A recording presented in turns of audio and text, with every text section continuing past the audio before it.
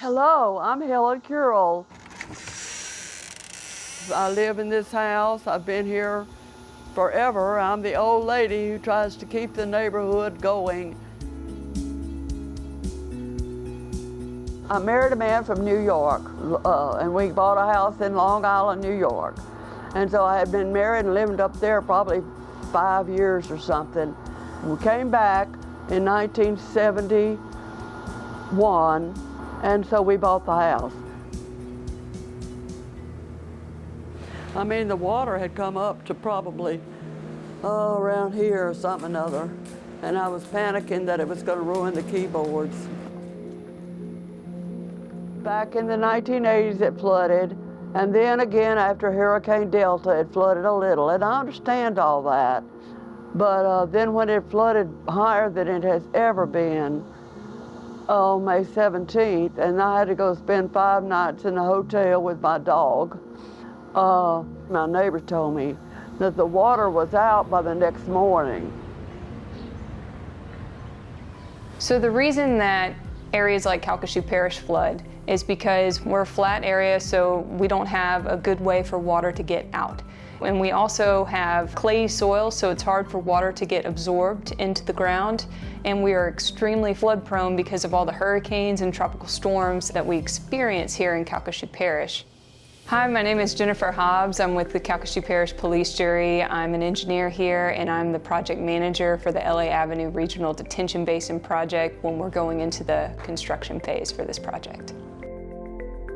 This is our first regional detention basin here in Calcasieu Parish, and it's our first step in many of the very impactful drainage projects we're looking forward to doing here at the parish.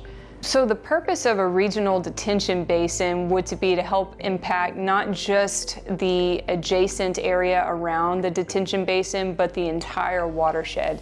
So the way this works is Louisiana Avenue is going to be a detention basin pond. So when we have a flood event come in, or when you have a rain event come into the area and Contraband Bayou starts to fill up, that excess water, some of it will go into the Louisiana Avenue Regional Detention Basin project and hold that water at a certain level. And then once Contraband Bayou recedes at the end of the storm, it'll slowly release that water back so that water can go downstream and go out into the lake.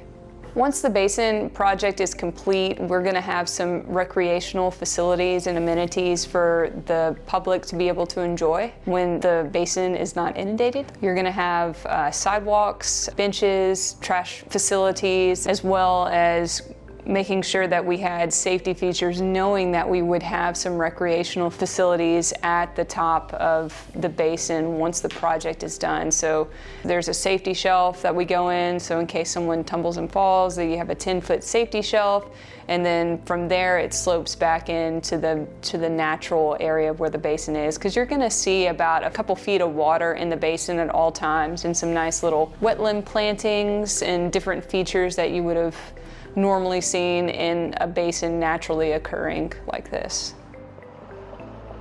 Well, it's the first bright hope that I've had. It really is. I stayed here because my kids liked the school and everything, and they wanted to stay where they knew their neighbors and their friends. So we stayed here. And I finally paid off the house when I worked until I was 74. So I decided, I'm just going to spend the rest of my days here. And I'm still here because I don't want to go to the nursing homes.